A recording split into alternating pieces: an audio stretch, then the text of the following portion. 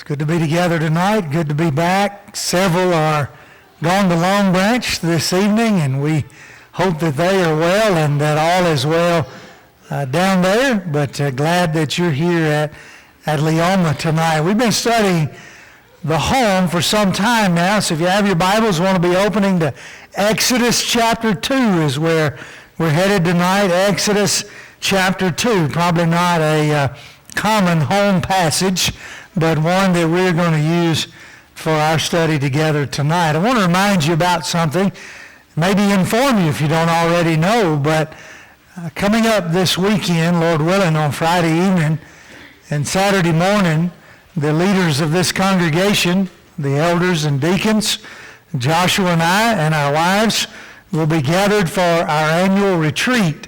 And it's in these meetings together where we visualize together and think out loud together and throw around some ideas together. And so I guess I'm telling you this for two reasons. Number one, for you to be praying about it. I have heard all of my life, and I believe it firmly, that a church will not rise above her leaders. And so if we are going to continue to do and be and grow and glorify God in all that we do, they're going to set the mark for us, meaning our elders and our deacons. I appreciate Micah so much praying for the elders by name, and Joshua and I as well. And I wished we could do that more with the deacons, perhaps. There's a few more of them, a little harder to remember, isn't it?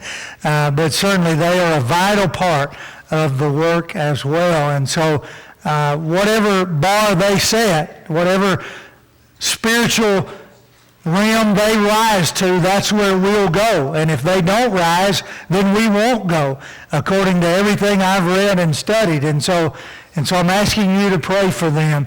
We'll only be as good as they are as our leaders.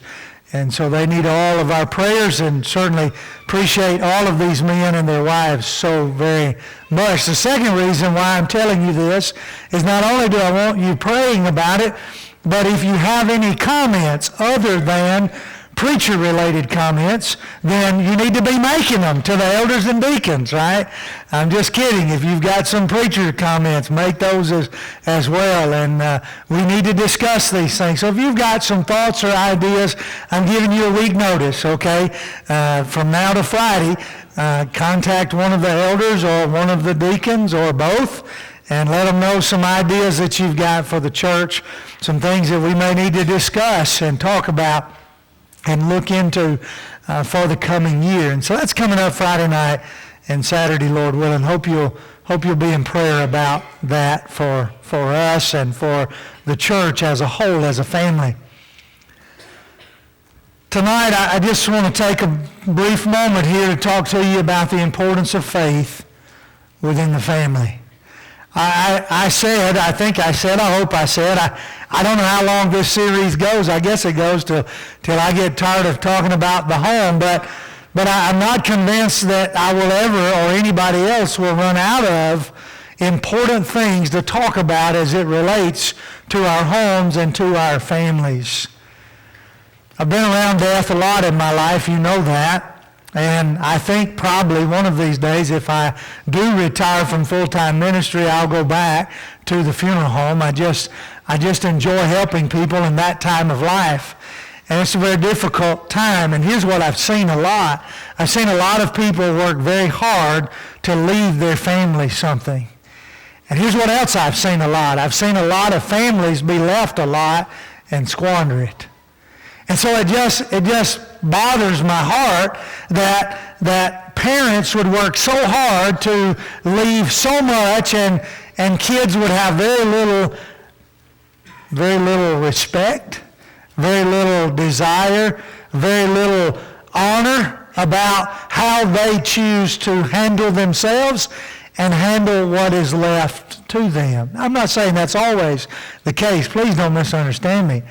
I'm just saying that I've seen occasions like that. I've seen family members storm out of the room because they find out that so-and-so got more than they got.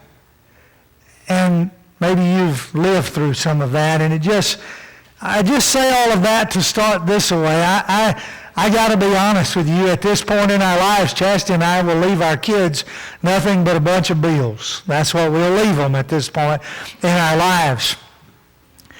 I don't know what that ultimately matters if we don't leave them the faith by which to get them to heaven. I'm just thinking tonight about what is it that I can leave my children that's going to outlast my children. Because here's what I'm telling you. If you leave them money, it won't outlast them. It just won't. They're going to spend it.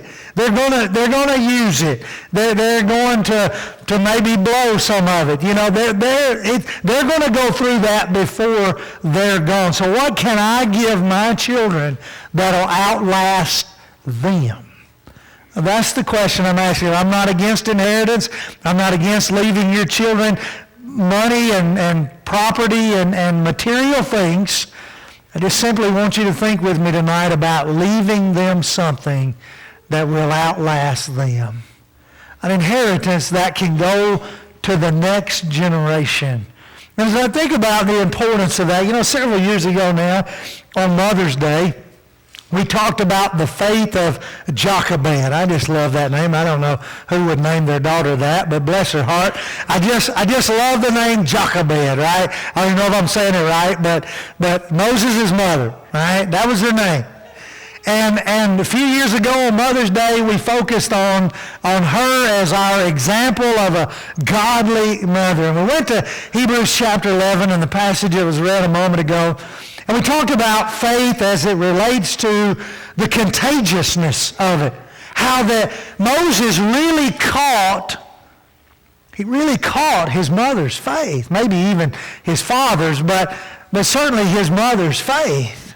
It was so influential in his life that it was really contagious. And we talked about the importance of a contagious faith on Mother's Day a few years ago. A few years ago, we talked about the courageousness of Jochebed's faith and how courageous she was. In Hebrews 11 and verse 23 there, the Bible says, they did not fear, speaking of Moses' father and mother, they did not fear the king's command.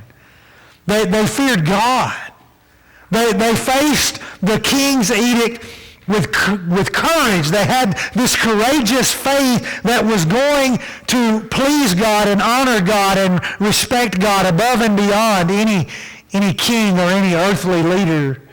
We talked about a few years ago on Mother's Day about Jochebed's continuous faith from Hebrews chapter 11 and how that Moses, when he was old, the Bible says in Hebrews 11, when he grew up, verse 24, when he became an adult, by faith he chose to suffer with the people of Israel rather than to enjoy the passing, fleeting, temporary, seasonal pleasures of Egypt.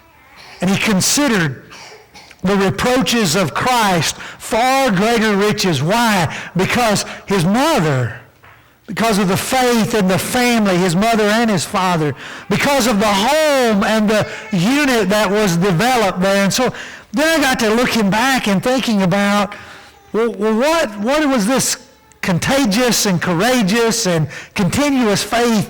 What was that all about? And so I got to reading Exodus 2. And I really just found two things I want you to take home with you tonight. I want you to ask yourself the question, is the faith in my home, is it able to stand? Is it able to stand? Is it able to stand specifically against the pressures of the world?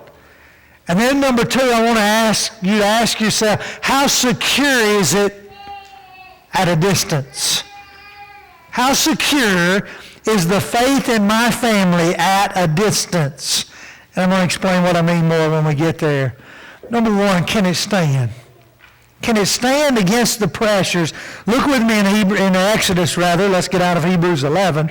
But let's go back to what Hebrews 11 is talking about that was read a moment ago in Exodus chapter 2. That by faith Moses' parents, you see, faith is an action, right? Faith is taking a risk based on trust and confidence in something that is beyond your control. So now watch what his mother does. She bears his son, verse 2. She sees that he's a very beautiful, fine child. She hides him for 3 months. Hebrews 11 told us that. When she could not hide him anymore, he'd gotten too big to be hid, she took that basket and she dabbed it with pitch on the outside and she put it among the reeds by the riverbank. As we think about what is going on here in the mind of Moses' mother, the mind of Jochebed, as she has this son and she's so excited about having this young man and he's going to carry on the family name and he's going to carry on the family inheritance. They're just one little small, no, it's a really big problem. And the problem is that in chapter 1 and in verse 22, Pharaoh has decided that he wants every boy born to the Hebrews thrown into the river. He's trying to cut off this nation of people. And to do that, he's wanting the midwives to kill the little boys. But the midwives, they're being instructed, and so they're not doing that. They're being warned. And so now he's got all these boys out here that are, a year old, 18 months old, and the midwives haven't been doing their jobs for the last couple of years. And so now what are we going to do with them? Well, we'll just throw them in the river, and that'll take care of them. And I'm sure many were. Well, you look at it from every angle you want to look at it. Bottom line is, Moses' mother put him in the river. Make no mistake about it. She put him, the king didn't say you couldn't build an ark to put him in. The king didn't say that you had to put him in the deepest part of the river. The king just said, I want all the Hebrew boys put into the Nile River. Obviously, he had plans for them to drown and not survive, and he was trying to be very hostile toward the Hebrew people. Moses' mother did what she was told to do. After having hid him for a while, she places him in the Nile River there among the reeds. The question that I'm asking first tonight as it relates to our faith in the family is, can it stand against the pressure of the world around us? When things like this hit, when commands come from the higher authorities, is our home going to be faithful and secure? We're going to get into that a little bit more in a moment.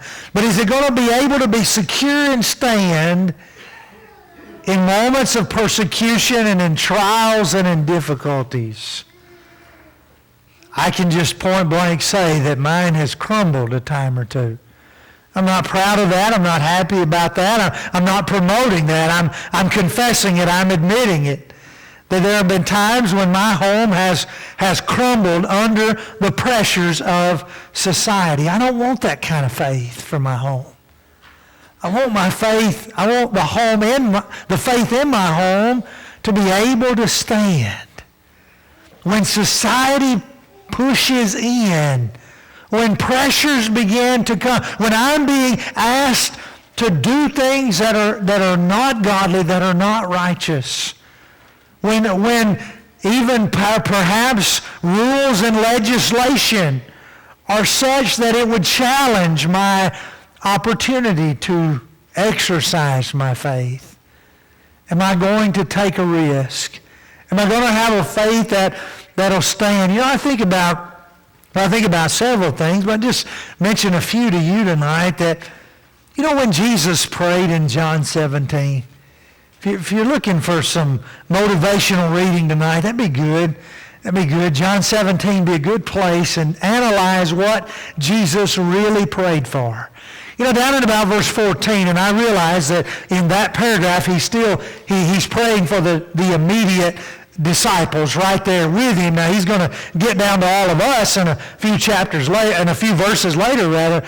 But in verse 14, he prays, and in his prayer he's praying, God, don't take them out of the world, but protect them from the evil one.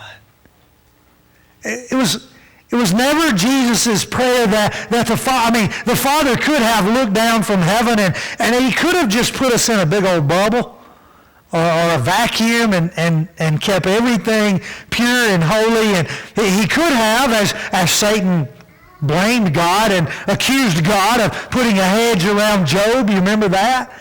God could have done that.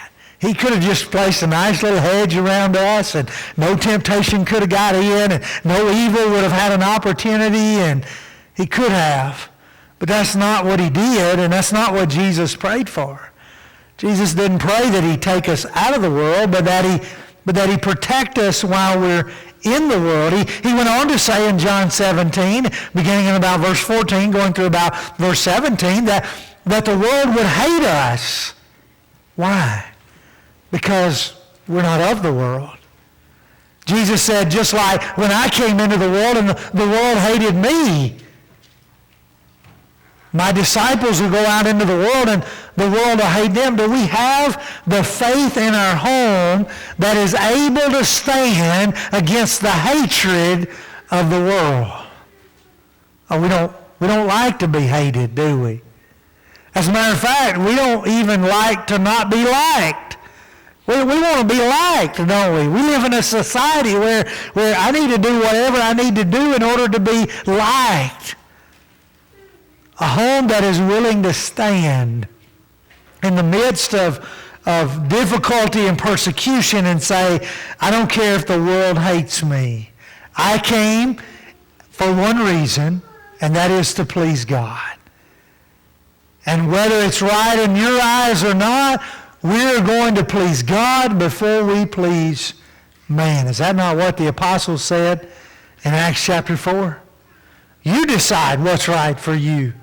Oh, I think about many other things as it relates to pressure. You know, Paul said to the Corinthians in 1 Corinthians 15 and verse 33 that bad companions corrupt good morals. Bad companions. Is my home able to withstand the companions that are in the world and to caution me to be careful in how and who I make companions with? And it's not just me as an adult, but it's also for my children to think about who their companions are. Is the faith in my home strong enough to stand against bringing in an ungodly companion and influencing them rather than it happening the other way? There's a lot to think about here as it relates to the home and who is coming into our homes and who is being influenced or who is influencing us or who we are influencing. Bad companions or evil companions corrupt good morals. It can happen. I think about as it relates to the pressures of society or being asked to compromise, how easy it is in our homes to start making compromises, even to the point of changing things in our home and maybe even in our faith to adjust to the compromises and the rationales that are in our world today. Is our faith strong enough to stand against the pressures of society? And they may not all be bad in and of themselves, but nonetheless they're pressuring our homes. Can our faith stand? I want to give my children a faith that can carry on into the next generation to stand for what's right regardless of who else is standing with them.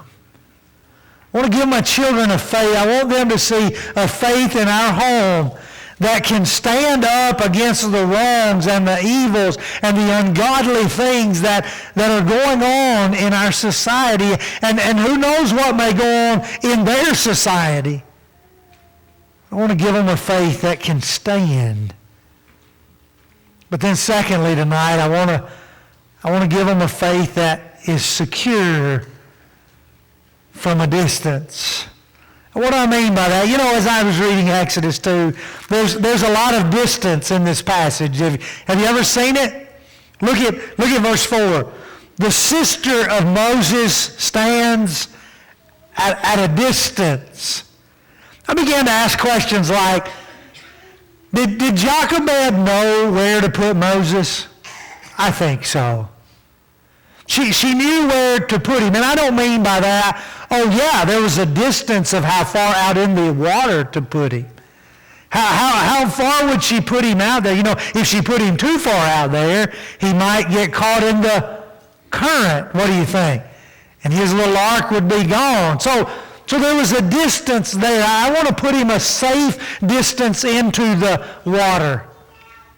But then I'm also thinking about the distance or the location of the river. You think she knew Pharaoh's daughter would bathe there? Oh, sure she did. I mean, everybody knew where Pharaoh's daughter bathed, didn't they? I mean, she was, after all, she was the king, the Pharaoh's daughter. Surely she couldn't go down to the river, you know, without somebody paying attention and spreading the word. I mean, they had gossip back then, didn't they? Sure they did. So Jochebed knew where. So she knew the location where to put him. But then she sets her other child at a distance. There's a lot of distance in this passage, and I don't mean by distance a long ways off. I just mean there's some careful calculation. That's what I'm asking. Does my home have faith that is secure at a distance? Are we carefully calculating every move we make in our home? We used to say this, we don't say it much anymore, but our phrase at our home used to be little eyes, little eyes. And so if you're having an adult conversation and those eyes appear in the room, the phrase was just little eyes. And what that meant was zip it, right? That's just what it meant. It meant this conversation is over for now, and we'll resume it later, right? And so that was our code word. That's kind of what I'm asking here in a spiritual realm. Do we understand what our family can and cannot handle, and are we securing our children as distance grows?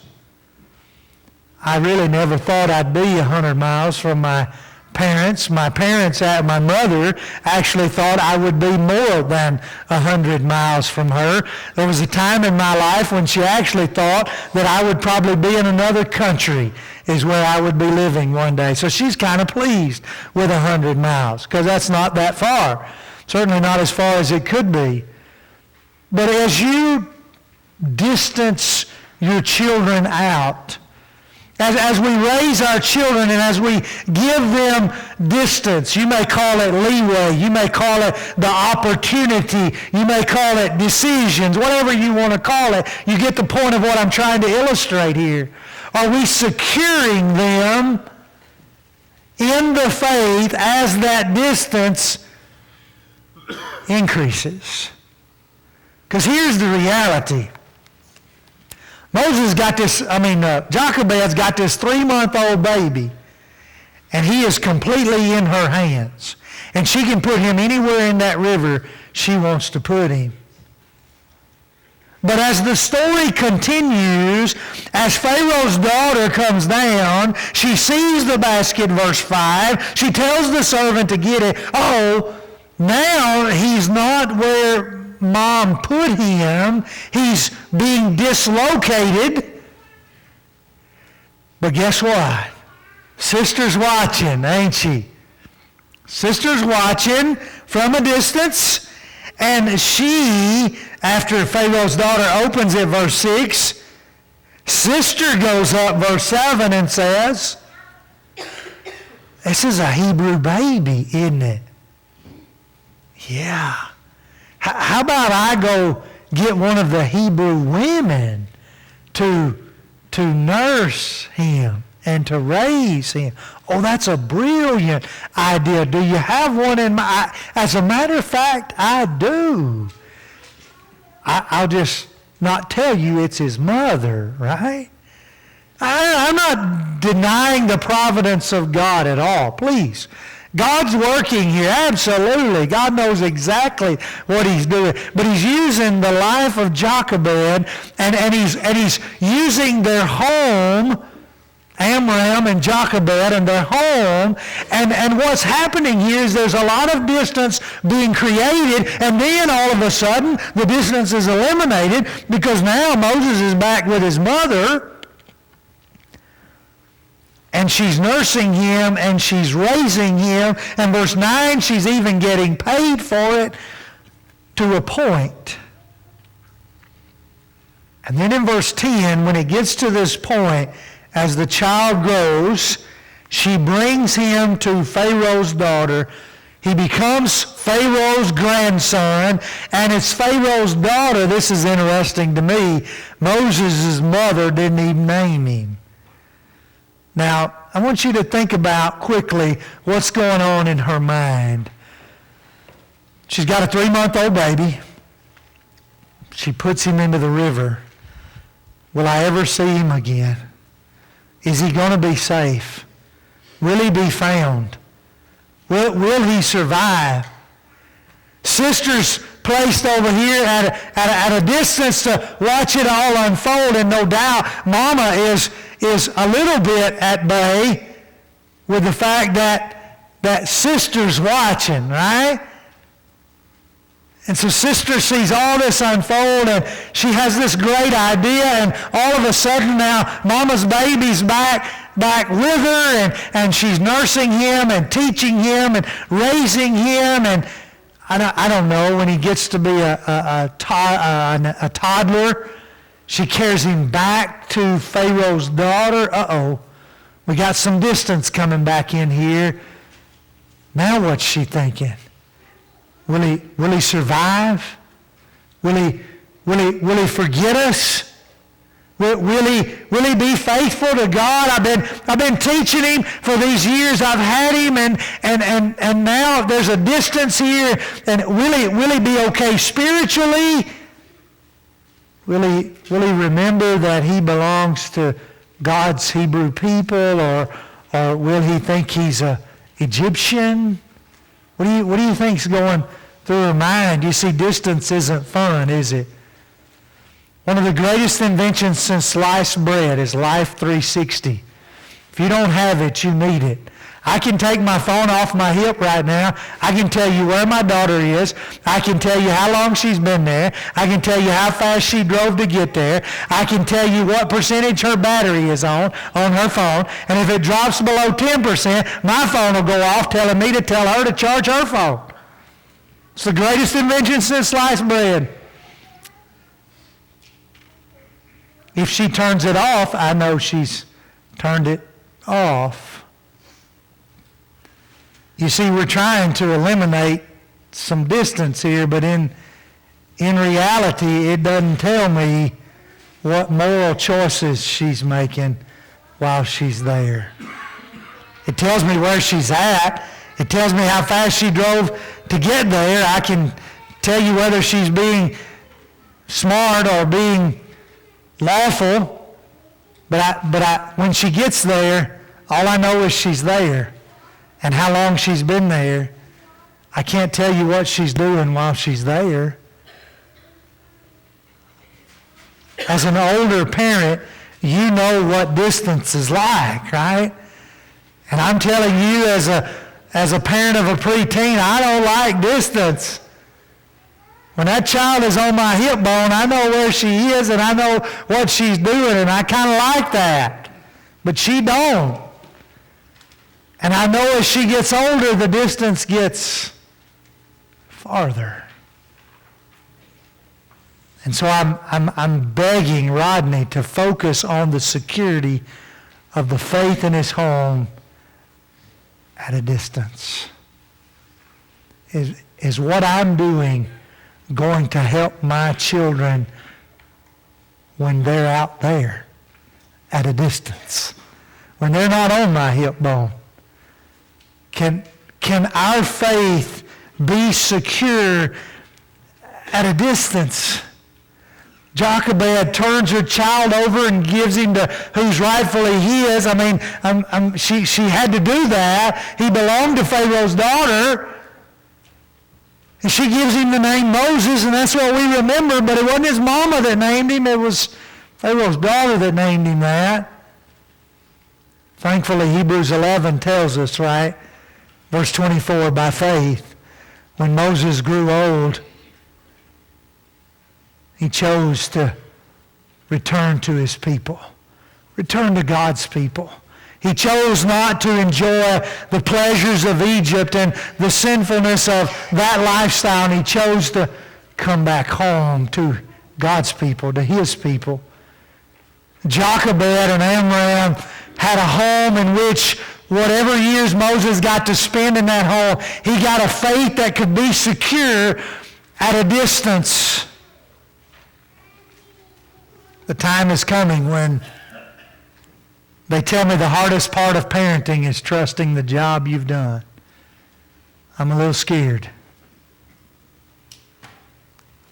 But what I know is that if I can create within my home a faith that can stand and be secure even at a distance, that I am giving them something that will outlast me and can outlast them. Now that'll be up to them, I understand. But I'm giving them something that can outlast them.